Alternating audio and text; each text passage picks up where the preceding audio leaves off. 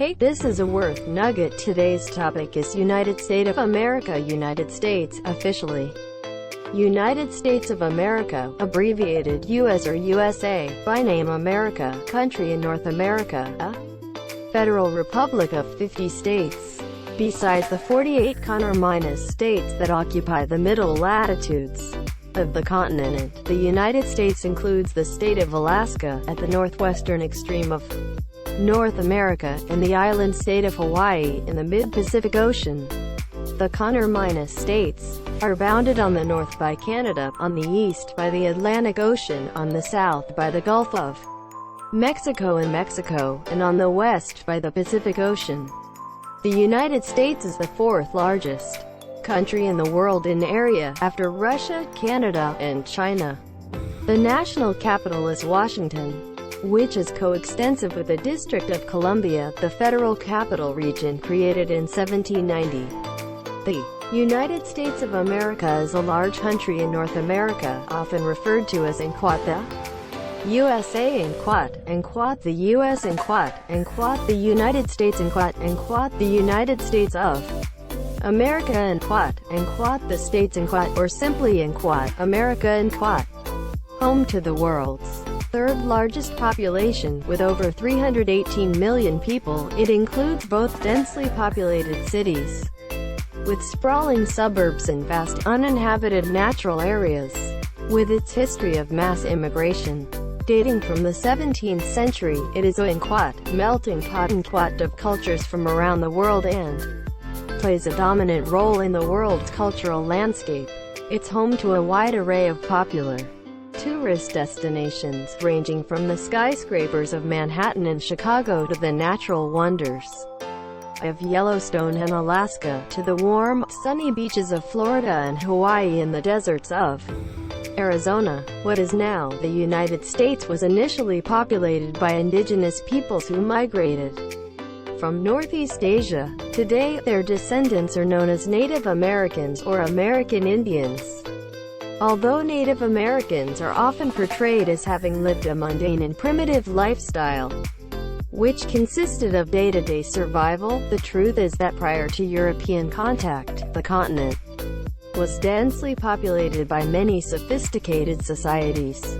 For example, the Cherokee are descended from the Mississippian culture, which built huge mountains and large towns that covered the landscape, while the Anasazi built elaborate cliffside towns in the Southwest. As was the case in other nations in the Americas, the primitive existence attributed to Native Americans was generally the result of mass die-offs triggered by Old World diseases such as smallpox, which spread like wildfire in the 15th and 16th centuries. By the time most Native American tribes directly encountered Europeans, they were a post-apocalyptic people. During the late 16th and 17th centuries, multiple European nations began colonizing the North American continent. Spain, France, Great Britain, the Netherlands, Sweden, and Russia established colonies in various parts of present-day continental United States. Of those early settlements, it was the original British colonies in Virginia and Massachusetts that formed the cultural, political, legal, and economic core of what is now the United States. Massachusetts was first settled by religious immigrants, known as Puritans, who later spread and founded most of the other New England colonies, creating a highly religious and idealistic region. Its neighbor to the southwest, Rhode Island, was founded by refugees from the religious fanatics of Massachusetts. Other religious groups also founded colonies, including the Quakers in Pennsylvania and Roman Catholics in Maryland. Virginia, on the other hand, became the most dominant of the southern colonies. Because of a longer growing season, these colonies had richer agricultural prospects, specifically cotton and tobacco. As in Central and South America, African slaves were imported and forced to cultivate in large plantations. Slavery became an important part of the economy in the South, a fact that would cause tremendous upheaval in the years to come. By the early 18th century, the United Kingdom had established a number of colonies. along the Atlantic coast from Georgia north into what is now Canada. On July 4, 1776, colonists from the 13 colonies, frustrated with excessive taxation and micromanagement by London and encouraged by the ideals of Enlightenment philosophy, declared independence from the UK and established a new sovereign nation, the United States of America. The resulting American Revolutionary War culminated in the surrender of 7,000 British troops at the Battle of Yorktown in 1781. This forced the British government to initiate peace negotiations that led to the Treaty of Paris of 1783, by which the victorious Americans assumed control of all British land south of the Great Lakes between the Atlantic Ocean and the Mississippi River. British loyalists, known as Tories, fled north of the Great Lakes into Canada, which remained stubbornly loyal to the British Crown and would not become fully independent until 1982, although the 13 colonies had united during the war in support of the common objective of getting rid of British tyranny. Most colonists' loyalties at the end of the war lay with their respective colonial governments. In turn, the young country's first attempt at establishing a national government under the Articles of Confederation was a disastrous failure. The Articles tried too hard to protect the colonies from each other by making the national government so weak it could not do anything. In 1787, a convention of major political leaders, the founding fathers of the United States, drafted a new national constitution in Philadelphia. After ratification by a supermajority of the states, the new Constitution went into effect in 1791 and enabled the establishment of a strong federal government that has governed the United States ever since. George Washington, the commanding general of American forces during the Revolutionary War, was elected as the first president of the United States under the new Constitution. By the turn of the 19th century, a national capital had been established in Washington, D.C. As American and European settlers pushed farther west past the Appalachians, the federal government began organizing new territories and then admitting them as new states. This was enabled by the displacement and decimation of the Native American populations through warfare and disease. In what became known as the Trail of Tears, the Cherokee tribe was forcibly relocated from the southeastern United States to present-day Oklahoma, which was known as Inquat Indian Territory Inquat until the early 20th century.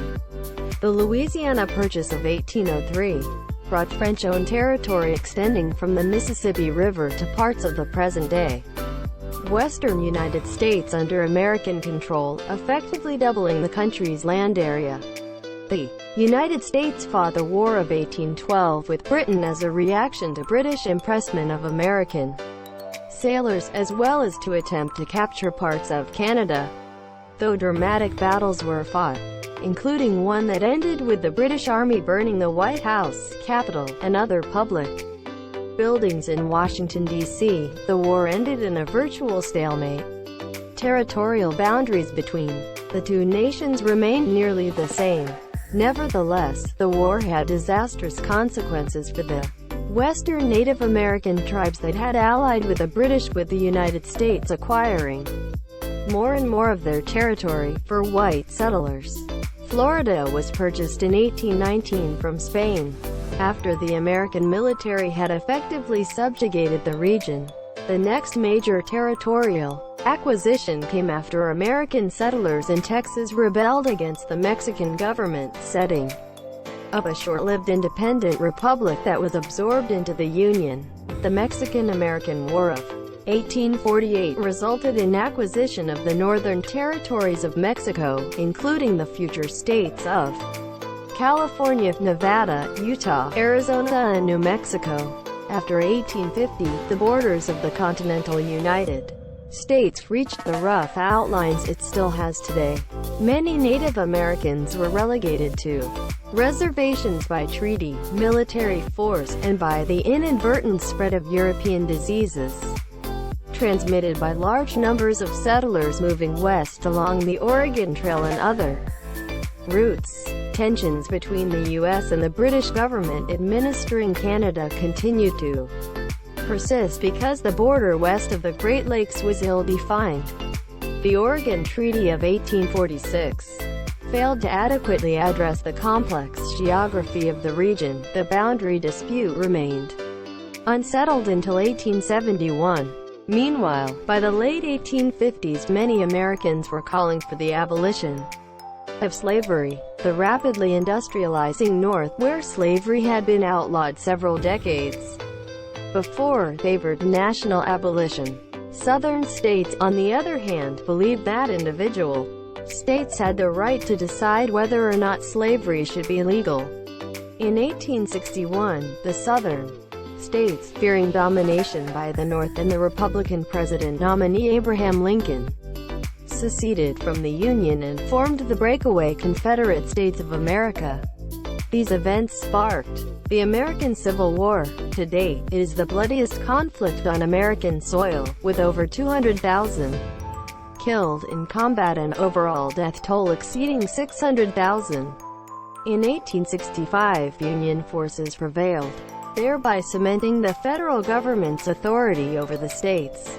The federal government then launched a complex process of rehabilitation and reassimilation of the Confederacy, a period known as Reconstruction. Slavery was abolished by constitutional amendment, but the former slaves and their descendants were to remain an economic and social underclass, particularly in the South.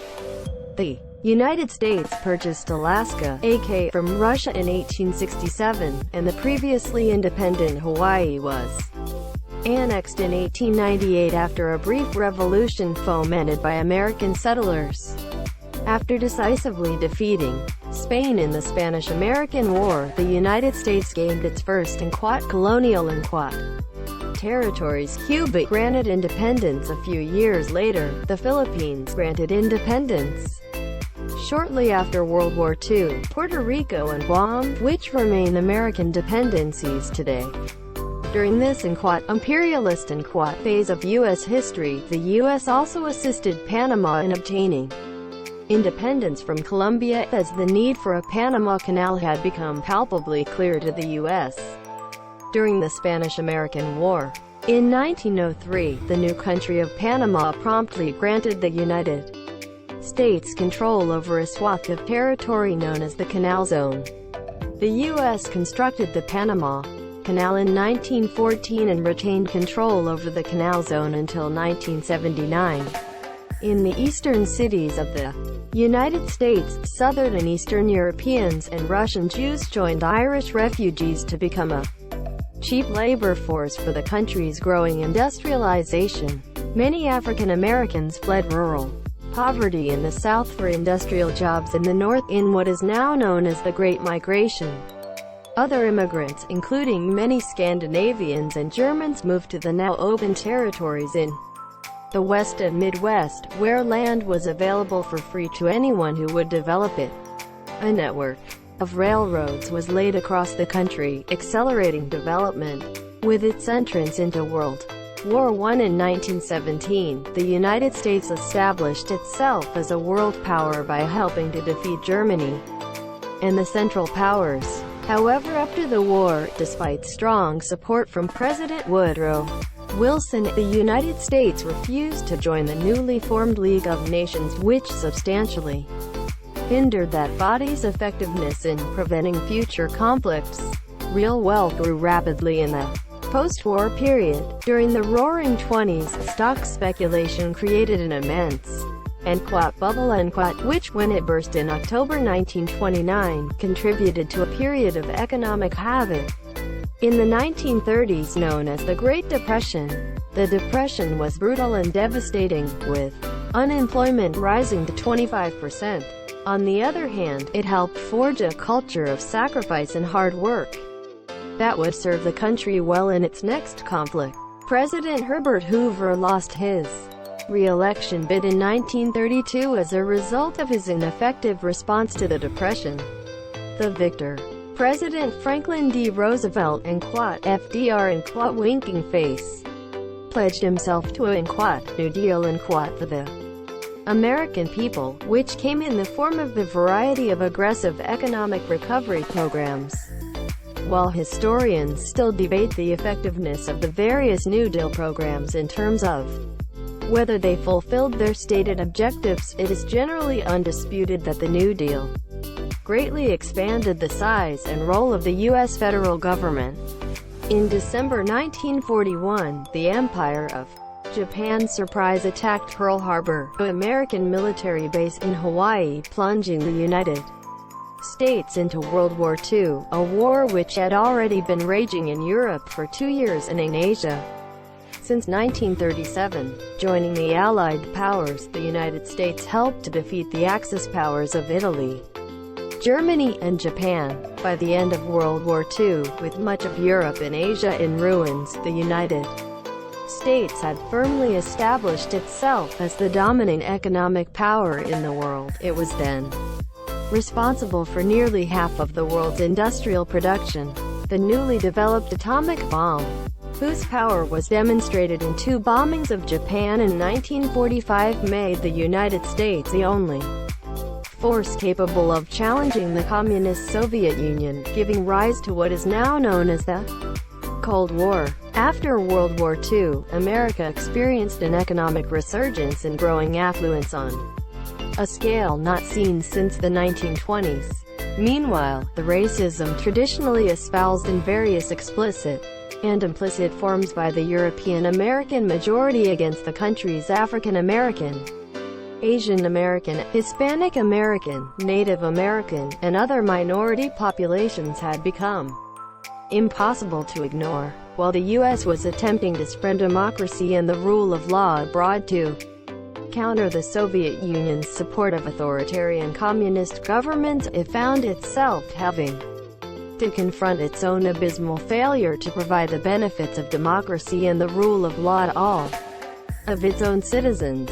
However, in the 1960s, a civil rights movement emerged which eliminated some institutional discrimination against African Americans and other ethnic minorities, particularly in the southern states. A revived women's movement in the 1970s also led to wide-ranging changes in gender roles and perceptions in U.S. society, including to a limited extent views on homosexuality and bisexuality. The more organized present-era U.S. gay rights movement first emerged in the late 1960s and early 70s. During the same period, in the final quarter of the 20th century, the United States underwent a slow but inexorable transition from an economy based on a mixture of heavy industry and labor-intensive agriculture to an economy primarily based on advanced technology, high-tech and industry, retail, professional services, and other service industries, as well as a highly mechanized, automated agricultural industry. In the 1970s, 1980s, and 1990s, millions of U.S. manufacturing jobs fell victim to outsourcing, in a phenomenon since labeled global labor arbitrage, and revolutionary improvements in transportation, communications, and logistics technologies made it possible to relocate manufacturing of most goods to foreign factories which did not have to pay U.S. minimum wages, observe U.S. occupational safety standards, or allow the formation of unions.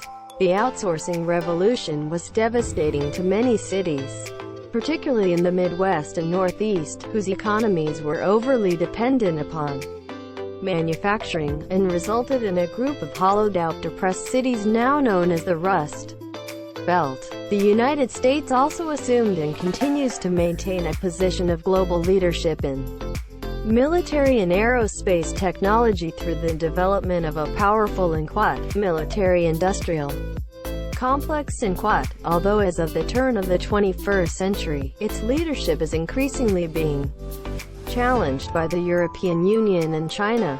U.S. federal investments in military technology also paid off handsomely in the form of the most advanced information technology sector in the world, which is primarily centered on the area of Northern California known as Silicon Valley. U.S. energy firms, especially those based in petroleum and natural gas, have also become global giants, as they expanded worldwide to feed the country's thirst for cheap energy.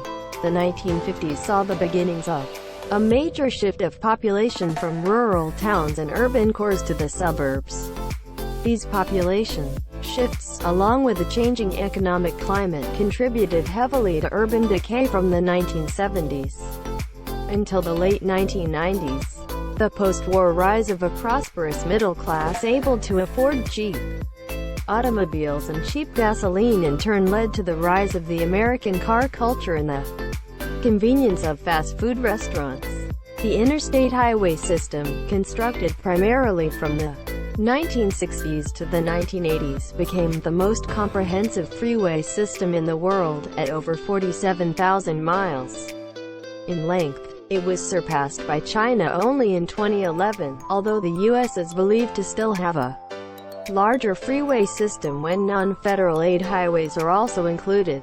In the late 20th century, the U.S. was also a leader in the development and deployment of the modern passenger jetliner. This culminated in the development of the popular Boeing 737 and 747 jetliners. The 737 is still the world's most popular airliner today.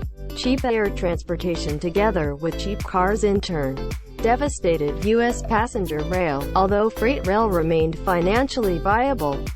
In 1970, with the consent of the railroads, who were eager to focus their operations on carrying freight, Congress nationalized their passenger rail operations to form the government-owned corporation now known as Amtrak. During the 20th century, the U.S. retail sector became the strongest in the world. U.S. retailers were the first to pioneer many innovative concepts that later spread around the world, including self-service supermarkets, inventory barcodes to ease the tedium of accurately tallying purchases, and quad big box and quad chain stores, factory outlet stores, warehouse club stores, and modern shopping centers. American consumer culture, as well as Hollywood movies and many forms of popular music, books, and art, all combined to establish the United States as the cultural center of the world. American universities established themselves as the most prestigious academic institutions in the world, thanks to generous assistance from the federal government in the form of the GI Bill, followed by massive research and development investments by the military-industrial complex, and later, the Higher Education Act. Today, U.S. universities are rivaled only by a handful of universities in the UK, mainland Europe, and Asia. The United States is made up of many diverse ethnic groups, and its culture varies greatly across the vast area of the country and even within cities. A city like New York will have dozens, if not hundreds, of different ethnicities represented within a neighborhood. Despite this difference, there exists a strong sense of national identity and certain predominant cultural traits. Generally, Americans tend to believe strongly in personal responsibility and that an individual determines his or her own success or failure, but it is important to note that there are many exceptions and that a nation as diverse as the United States has literally thousands of distinct cultural traditions. One will find South Carolina in the South to be different culturally from New Hampshire in New England. Do you like this video? Is it yes? Please like, share, comment, and subscribe us.